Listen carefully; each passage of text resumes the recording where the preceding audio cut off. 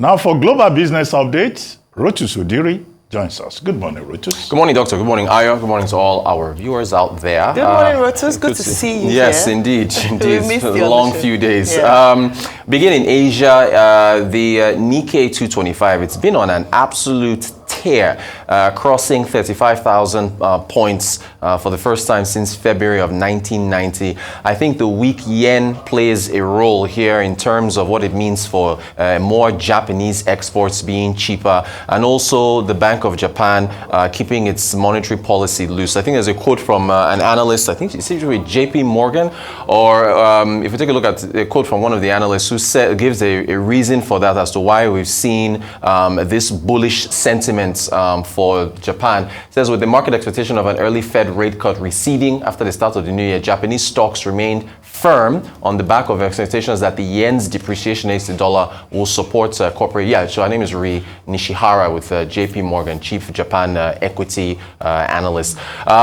Still moving on from there, we've got an arrest over in China announced this morning. Wang Yongshen, he's a former vice president of China Development Bank. They've been probing him for over a year. This was announced sometime last year, and now he's been arrested on charges of bribery. So of course, you know that the Chinese, they've been really heavy about trying to clean up their financial system, and this man held a very, very prominent position because the Chinese Development Bank is in charge of infrastructure investments, doling out funds to be able to boost China's infrastructure around the country. So that's what's happening there. Then we come to, I believe, Bitcoin, and the fact that we've finally seen an approval from the US SEC, although they said it's not an endorsement of Bitcoin. This is the Bitcoin Spot ETF, which is an exchange-traded fund. An exchange-traded fund uses an underlying asset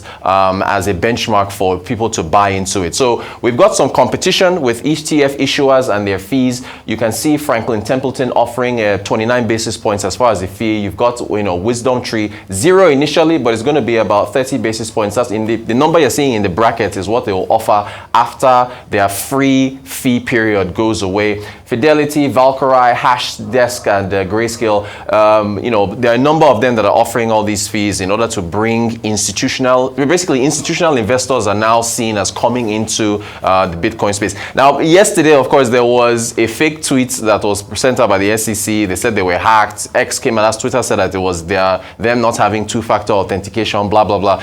Bitcoin rose to about 48,000 on the news, and then when they came out and said, no, we didn't actually approve it, it fell back to about 44,000 or so. It's about 47 now as we speak. Is it going to rally to 100,000, 200,000 as people have said? Some say that this approval has already been priced into the trading for Bitcoin. So we'll see what happens with more institutional investors coming into that space. From there, I think we're going to go to the Consumer Electronics Show, which is going on in Viva Las Vegas. A number of companies are releasing some really cool technology. I could do my entire segment just on the CES 2024. I'm telling you, so many things. I just let me pick two. Samsung has unveiled this transparent LED screen that you can actually see through, but when you start watching the TV, it's no longer transparent. So it's just a thin pane of glass, which, if you think about it, is pretty simple. But if you think about how the journey that televisions have made to where we are, those big blocky boxes, really a TV screen should just be a pane of glass because you're watching television. It should just be a window. And then Xpeng, this is pretty cool. I talked about this earlier.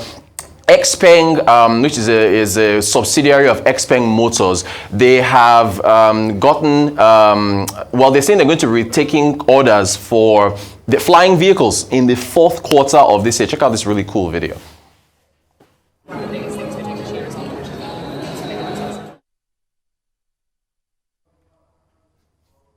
Okay, I thought we would have that Xpeng video, but anyway, it's a video of they have an aircraft carrier and what's called the EVTOL, which is an electric vehicle takeoff and landing. So basically, they've said that this vehicle will be this flying vehicle will be available later on in the 4th quarter of this year for consumers to be able to purchase. So we talked about the approvals that they had received for it earlier on. Okay, so I guess we have it now.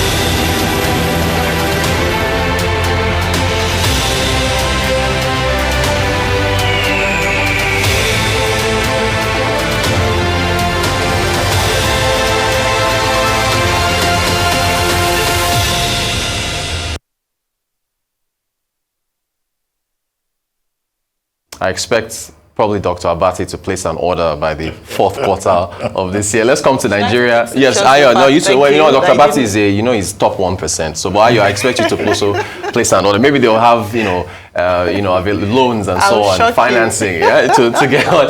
Let's come to Nigeria. Central Bank, of course, the big news that's been, that's come out. Central Bank sacking the boards of Union Bank, Keystone, Polaris, Titan. Remember, Titan made that share offer for Union Bank. A share offer to take, it was the largest shareholder. We thought that was going to happen.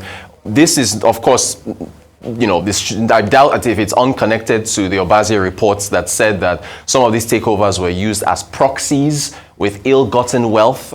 So they listed corporate governance with this, released 2 circulars back-to-back over the last few hours from the central bank, stating why this happened, saying, if you look there, it is, the provisions of Section 12 CFG of the Banks and Other Financial Institutions Acts. They said corporate governance failure, disregarding conditions under which the licenses were granted, involving in activities that pose a threat to financial stability, among others. They released another circular saying that they had announced new leadership for those banks. So Union Bank, you've got Yetunde Oni as the MD, Executive or Chief Executive Officer, Manier Ringim as Executive Director. For Keystone, Hassan Imam and Chioma Mang as MD, CEO and ED respectively. And then Polaris Bank as well. They've announced those as well. I also want to clear something up. The EFCC, now this is going to the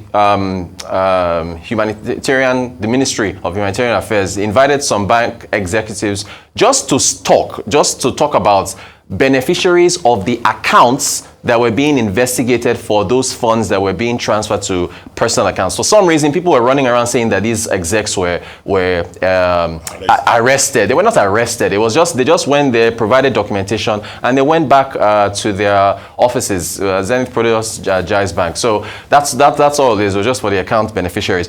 Now, if you look at what is happening overall, there's a cleanup. I think the Tinubu administration is trying to send a message to not only foreign investors and so on with respect to basically just a mass cleanup of the system. You've got the high-profile suspensions, of course, from President Tinubu's own cabinet, also from the prior cabinet as well. And I think when you look at this, plus what's going on with the banks, puts it all together, it just looks like a cleanup and a message being sent to foreign investors that, look, we are trying to, sanitize the system. Also, I don't know what you two think about this. The NRC, Railway Corporation, is looking to allocate, so it's earmarked about 600 million naira to build police stations along the rail network to try and curb insecurity. I thought that was very, very interesting as to how you want to build more police stations to keep the trains safe. And then you've already talked about this, so there's really nothing more for me to add. Femi Otedola, the 1 billion donation to the Lagos State Security Fund, which was, of course, presented by his daughter. That is our updates for today. All right, great. Well, no, very quickly, because of our time, I just mentioned, I want to talk about the CES, yes, which is said to be the most powerful tech event in the world. Thank you for showcasing what Samsung, and of course, just following on the tail of LG. Yeah. Remember, they also released their own latest technology in television. So they're following close by. But what I wanted to talk about was that this opportunity, this is taking place in Las Vegas, by the way. I went on to check, and we have only one African country represented there in terms of exhibitors. And I'm saying this because when we're looking at tech and the fact that we need to catch up on the global, shall I say, tech race, we are lagging behind. If there's any event to take all the delegates, in terms of like COP28, it should be tech. Of course. So it was quite unfortunate that we only have just one Nigerian company, and I have to say the African country was Nigeria. So I'm really glad about that. Only one Nigerian company exhibiting. It's an opportunity for tech players to come together, showcase their latest technologies, and of course there'll be business opportunities and also investments. So these are the kind of events that we should be showcasing and playing quite a significant role in. So just wanted to highlight that Google showcased their latest technology with their apps, and they're being able to cast to many more devices. So the number of latest and new technologies, even if it's just to open up our minds to what is new in that tech space, it's something we should definitely invest in. So I'm calling on other tech players, because we do have them, for perhaps future events. Let us be players, and then let's even bring something like that on the African continent. Let's host our own version of CES. Indeed. Well, African countries can't play big in the tech space where they are having transparent TV sets. Yeah. We are having electronic vehicles. We are having flying vehicles. Because many of these countries don't invest enough in research and development. Exactly. You know, countries that are serious about the future are investing in technology.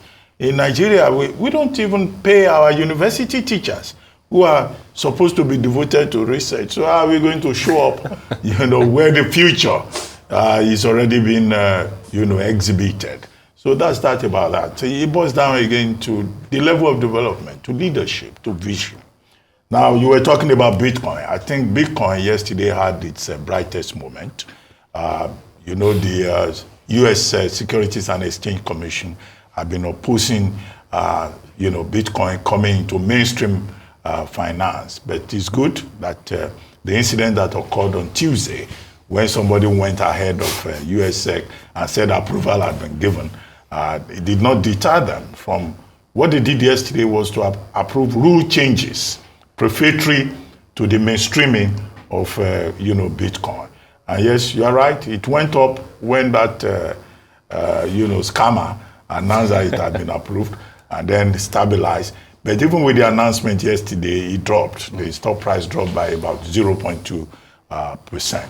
But today, the trading will start. And the biggest, you know, fund there is Grayscale, you know, which has a stock of about $29 billion worth of cryptocurrency. Yeah. So we're likely to see a lot of competition in that market and a lot of regular investors moving in and investing more in that area. I thought you were going to talk about the CPI report of the U.S., later which is likely to come up today. Yeah. And then tomorrow, the producers index that's supposed to come up. And the expectation is that this will determine the attitude of the Federal Reserve and the rate at which, you know, they cut rates or decide to play a balancing game, really.